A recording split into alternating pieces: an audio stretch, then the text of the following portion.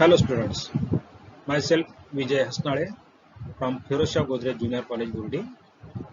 Today I am going to deliver video lecture on the topic number 10. The title of the topic is Human Health and Diseases.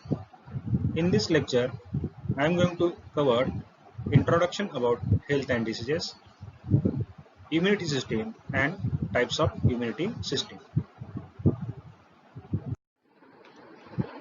Health and diseases मतलब क्या? Health का मतलब है आपका स्वास्थ्य और disease का मतलब है बीमारी।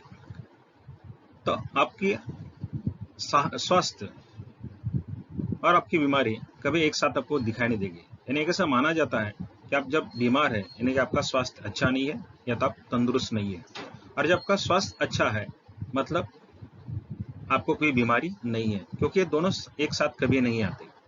Health and diseases never come hand in hand because health and diseases are completely opposite each other. The term diseases indicate the meaning. Dis means not, is means comfortable. It indicates that when the person not feel comfortable, in short, is suffer with the diseases. यानी कि जब कोई व्यक्ति को अच्छा लगता नहीं है, अच्छा महसूस होता नहीं, इसका मतलब वो बीमार है। और जब बीमार होता है तो उसका स्वास्थ्य अच्छा नहीं है ऐसा माना जाता है। तो स्वास्थ्य यानी कि क्या है? What is health? So according to the world health organization, the health is a state of complete physical, mental and social wellbeing and not merely the absence of diseases और इनफर्मिटी। इसका मतलब कि जागतिक आरोग्य संगठन जो है उनके मुताबिक जब व्यक्ति का शारीरिक, मानसिक और सामाजिक तरीके से उसे अच्छा लगता है और उसे कोई बीमारी नहीं है, इसका मतलब उसे अच्छे तरह का स्वास्थ्य है, यानी उसका हेल्थ अच्छा है या तो पर्सन हैविंग हेल्थ। और जब इस हेल्थ की हम पढ़ाई करते हैं, ऐसा भी माना जाता है कि इंसान के कई मूलभूत हक है या उसकी जरूरतें हैं। उसमें हम कहते हैं फूड, शेल्टर एंड क्लॉथेस, रोटी, कपड़ा और मकान, लेकिन उसके साथ साथ अभी स्वास्थ्य ये भी जरूरी है। So in addition the food, shelter and clothes, the health is also birthright of the human being, and so as to maintain the health, so one of the science is developed, because when you describe the health is good or bad, so how can you analyze? So for that some rules are made, and that rules of the health is considered as the hygiene. So hygiene is nothing but a science of rules of health. जब आप कहते हैं कि आपका स्वास्थ्य अच्छा है तो उसके अच्छा है तो कैसे कहेंगे? तो उसके कई तरकीबें हैं और उसके मुताबिक, उस तत्वों के मुताबिक कहा जाता है कि आपका स्वास्थ्य अच्छा है या नहीं है। जैसे भी कहा है कि हर इंसान का अपना जन्मसिद्ध अधिकार है, हक है कि उसे अच्छी तरह का स्वास्थ्य मिलना चाहिए। और अच्छी तरह से अगर स्वास्थ्य मिलना चाहिए तो उसके लिए क्या जरूरी है? So as to getting the good health, what is required? No doubt, for that balanced diet, clean drinking water, personal and social hygiene, regular physical exercise, knowledge about the disease and their effect on body. Not only this, but also proper disposal of waste and control of vectors. It is very important. यानी कि आपका स्वास्थ्य अच्छा रखना है तो उसके लिए जरूरी है संतुलित आहार, यानी आपको जो खाना खा लेते हैं उसे से आपके शरीर के लिए आवश्यक जो पोषक द्रव्य लगते हैं वो सब उसी से मिलते या नहीं? अगर वो उसी से मिलते होंगे तो आप उसको संतुलित आहार, बैलेंस डाइट कहा जाता है। साथ में क्लीन वाटर, यानी कि बिल्कुल स्वच्छ पानी पीने के लिए आवश्यक है। साथ में पर्सनल एंड सोशल हाइजीन, व्यक्तिगत और सामाजिक स्वास्थ्य होना जरूरी है। साथ में समय समय में हमने फिजिकल एक्सरसाइज करना जरूरी है। उसके साथ साथ बीमारी क्यों होती है और उसका अपने शरीर के ऊपर क्या असर हो सकता है, इसकी भी जानकारी हमें होना जरूरी है।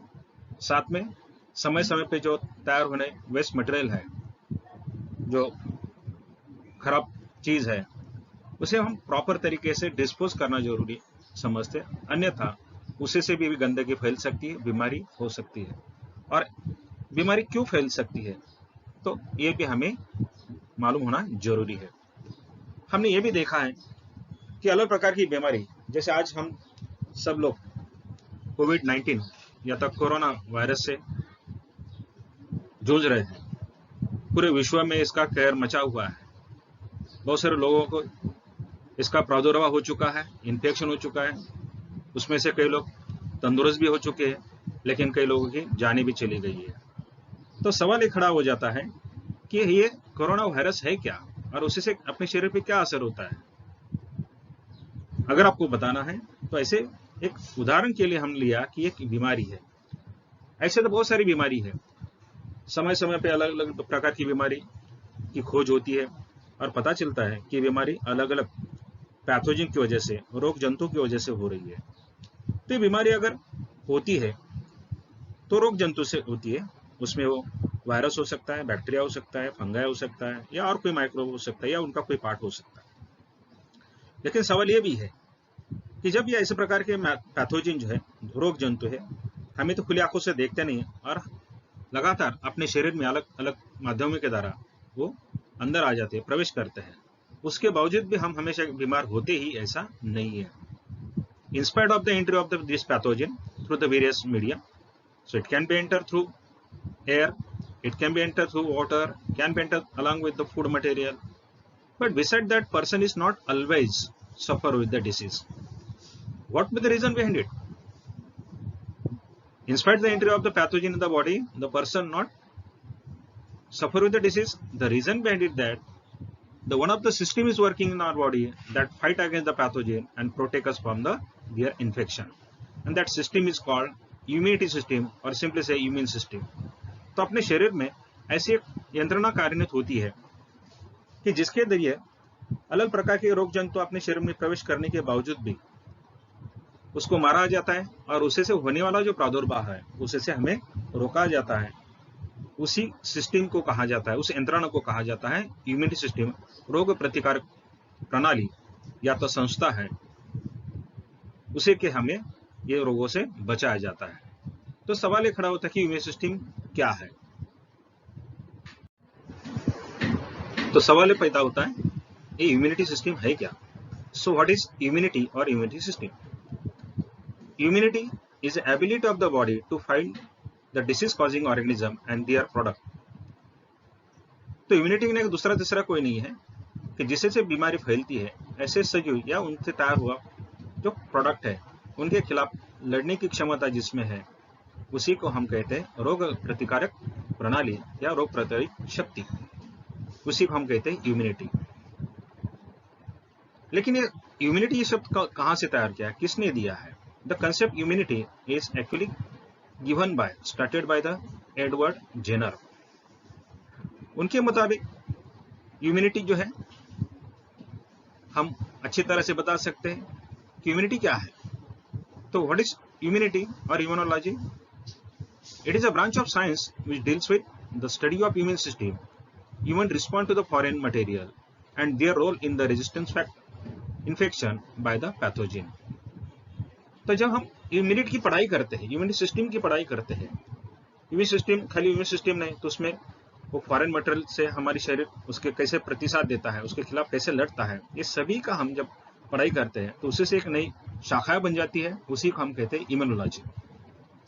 और इसी इम्यूनोलॉजी में हमें एक पता चलता है कि जब कोई पैथोजन, जब कोई रोग जंतु अपने शरीर में प्रवेश करता है तो उसके खिलाफ अपने शरीर में एक विशेष प्रकार प्रोटीन तैयार होता है, उसको एंटीबॉडीज कहा जाता है। लेकिन एंटीबॉडीज कब तैयार होती है? क्योंकि एंटीबॉडीज तैयार होती है एंटीजन के संपर्क में आने के बाद, या तो जब एंटीजन अपने शरीर में आ जाता है तभी अपने शरीर में एंटीबॉडी तैयार होती है। तो सवाल ये होता है what mean the antigen. So what is antigen? Antigen is a foreign material can enter in the body and capable to stimulate immune respond. तो नॉर्मली जो रोग जंतु है उनके शरीर के ऊपर एक विशेष प्रकार का प्रोटीन पाया जाता है। उस प्रोटीन जैसे अपने शरीर में प्रवेश करता है तो अपने शरीर के अंदर जो संरक्षण प्रणाली है, उसके अंदर की जो पेशियां है, कोशिका है, वो उत्तेजित होकर उसके खिलाफ दूसरा प्रोटीन बनाती है। और जो दूसरा प्रोटीन है उसको आप कहते हैं एंटीबॉडीज, और जो पैथोजन प्रोटीन है उसको कहा जाता है एंटीजन। और ये भी है कि एंटीजन के संपर्क में या तो एंटीजन जब अपने शरीर में प्रवेश करता है तो ही अपने शरीर में उसके खिलाफ एंटीबॉडीज तैयार होती है। एंटीबॉडीज पहले से ही बना के नहीं रखी जाती है। Antibodies are not priorly produce, rather that antibodies are produce in response to the antigen.